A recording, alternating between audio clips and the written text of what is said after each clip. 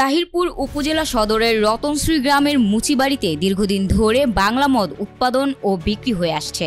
বারবার গ্রামবাসী নিষেধ ও সরঞ্জাম নষ্ট করলেও সেখানে নিয়মিতভাবে নতুন করে মদ তৈরির অভিযোগ উঠেছে। স্থানীয়রা জানায় মুচিবাড়ি থেকে সহজেই বাংলা মদ পাওয়া যায়, ফলে আশপাশের কয়েকটি গ্রামে মাদকাসক্তদের সংখ্যা আশঙ্কাজনক হারে বেড়ে গেছে।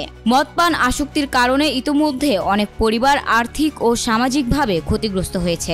গ্রামবাসীরা ক্ষোভ প্রকাশ করে বলেন, আমরা একত্রিত হয়েও তাদের মদ ব্যবসা বন্ধ করতে পারছি না। প্রশাসনও এক দুইবার অভিযান চালালেই সব সমস্যার সমাধান হবে না। প্রয়োজন নিয়মিত নজরদারি ও কঠোর পদক্ষেপ।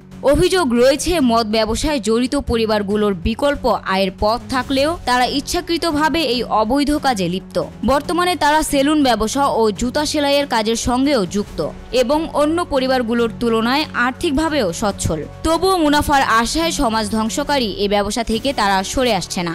এ বিষয়ে এলাকাবাসীর দাবি, দ্রুত প্রশাসনের কার্যকর পদক্ষেপ নিয়ে এ অবৈধ বাংলা মদের উৎপাদন ও বিক্রি বন্ধ করা হোক।